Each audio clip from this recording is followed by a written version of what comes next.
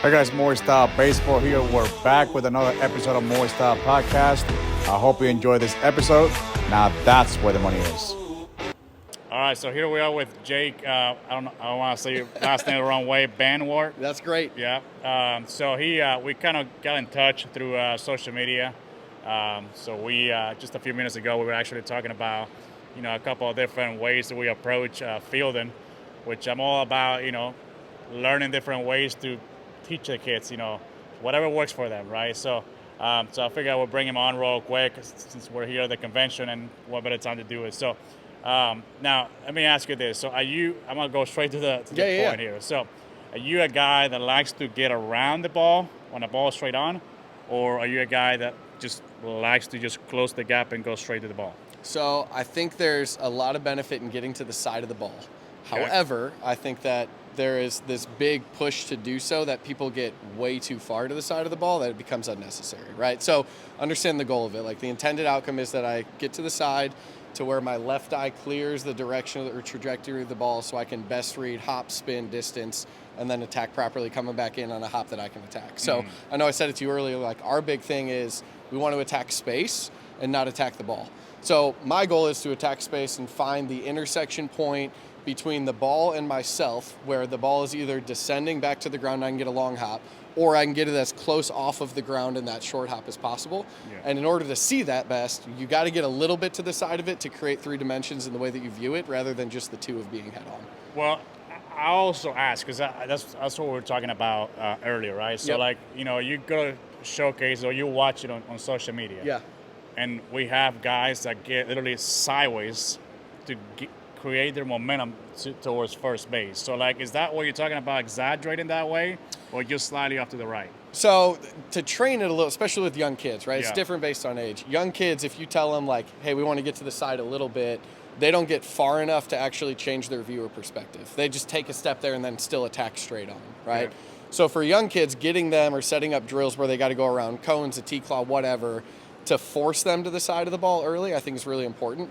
But the goal is that once you do that, you eliminate all the constraints, and then the goal is, okay, get there to get the view, but as long as I'm getting the right hop, that's telling me as the infield coach that they're getting the view that they need in order to attack back. So the goal is as short to the right as possible while still getting the proper view, but exaggerating that in training to force them to see it properly first and then condensing it back down. Yeah, obviously, we teach a couple, just different ways, sure, but we're trying to get to the same end goal. But the only reason why, now that's why we were talking about this, the only reason why I don't like to teach that is because I've noticed that when kids start turning to the side so much, then when they come through, because obviously when we're doing drills, right, it's pretty controlled environment, everything, but when you start mixing up the hops, I see that the kids that tend to do that, getting around the ball, when they come through, they get in between hops. Yes. So that's why I was asking that. Yeah, and I think spatial awareness is huge, and that's been a big focus this off season for me. So a lot of the basic warm-up stuff, I use zoids, or you can use circles, whatever, just little place markers on the ground of where feet should go, right, to get them in a good fielding position, good posture.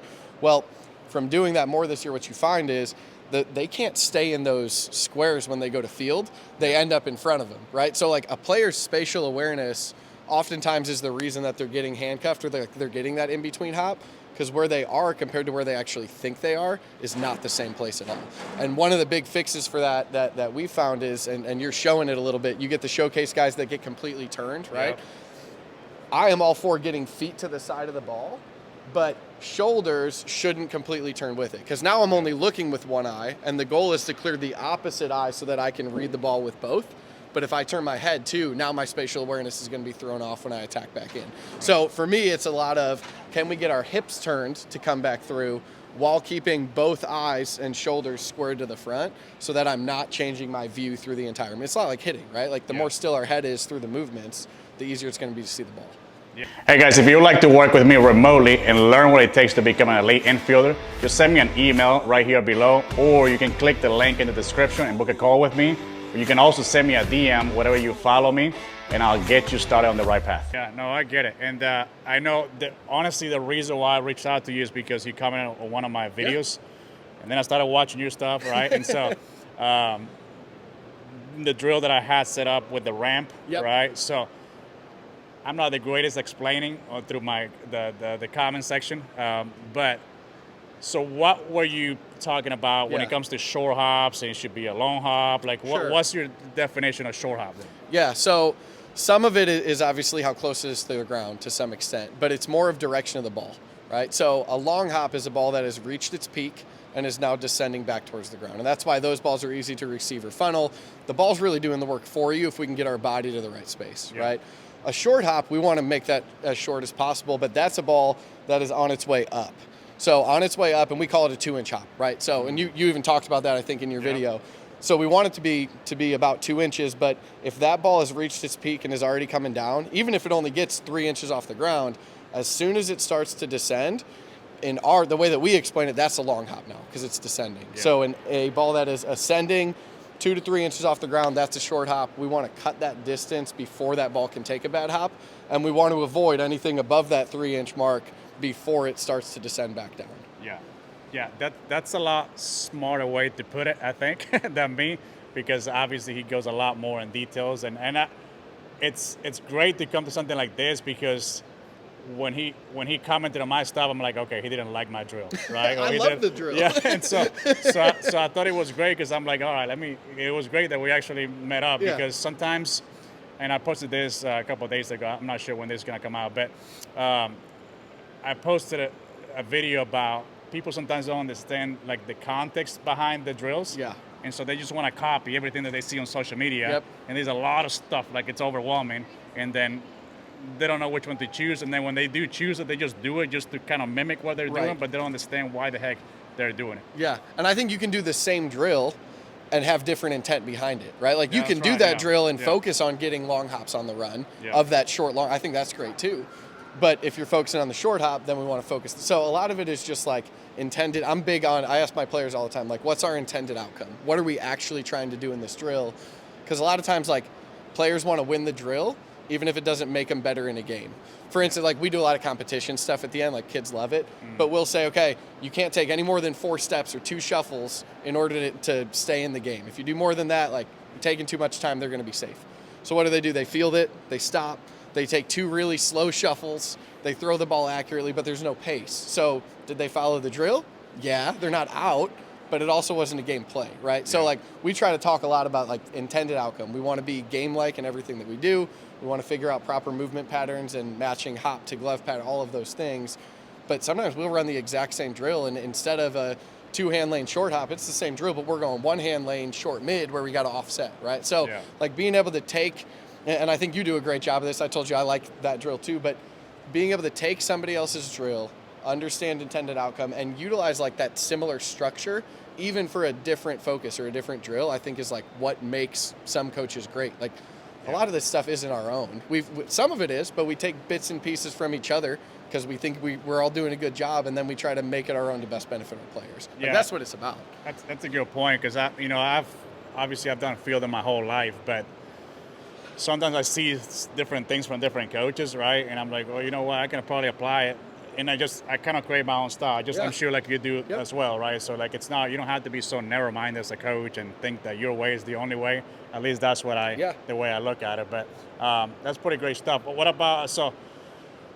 what do you think high school kids struggle with the most? I think hop reads are big, right? And we've touched on that, and the idea of a lot of coaches teaching like to attack the ball rather than attacking space and like finding a hop that we can handle. I would say internal clock more than anything else. And I think those two things go hand in hand, right? But a lot of times the harder it's hit, the more rushed a player seems, rather than recognizing like, man, if that got to me quicker, I got more time. Like I can relax a little bit and take my time and make a good throw. So it's really like, I think there's a lot of training mechanics that is pretty good out there, but then taking those mechanics and training it in a way that is game speed, on a stopwatch, whatever that is to help their internal clock, that's where people go wrong. Like you can see a great practice fielder, and then you put them with a runner going down the line and like they can't do it because they feel rushed. So it's almost taking that and almost transitioning like based on time of year as the infield coaches of like, okay, we've taught you all of the skill that we're able to teach you now. Now we need to make that game ready. Like let's take the last month and put them on the clock and add pressure and like do those things to help with internal clock. Yeah, because and that's one thing that I've been asking just about every infield coach that I've interviewed today. that, you have kids that basically they do the drills in a short distance kind of control environment, but as soon as they get on the field, it's not turf anymore. Well, they play on some turf fields, but if they play on dirt, now they get a runner. Now they don't have the internal clock, so they'll panic and they'll bobble the ball, or they'll throw it away. So that's why I was asking. So do you use a lot of stopwatch? We do. So we don't touch it until after the new year. So we break it down into, we have 4 different blocks of training that we do, and they're about 6 to 8 weeks. And we go through a lot of stuff on these. So all the hands, how to match hop type to glove pattern, those things. Yeah. Then we add in attack and approach, like angles, how do we get there, stutter steps to create timing. So we add in the feet aspect. And then we go into like infield tasks, right? So that's cutoffs, relays, tags, being able to make the unique plays, creating a forehand out of a backhand lane because it's easier to field sometime, weird things. And then we put them on the clock. So in our mind, like, we're building their toolbox is really like the best way to put it. I want them to know if I have a direct ball at me, how to field that into 2-hand lane, but also how to create a 1 if they need to based on hop or whatever the ball does. And then their job in that last block is, okay, you have the skill, now put it into play. Because we could get the same ball and attack it totally different and neither one of us be wrong in how we attacked it. Maybe your arm's way stronger so you can sit and get a better hop, and I got a noodle. I'm like a right side guy at this point. So I got a noodle. I got to go and attack, go get something. I got to take a chance there. But everything you gain, you give something up, right? So if I go and I'm giving up the hop, well, I have more time to get my throw out. If you sit back, you've given up some time, but if you got a hose, that's fine too. So a lot of it is like build the toolbox and then let them figure out how to actually utilize those tools based on the balls that they're getting hit. Yeah, no, that's awesome.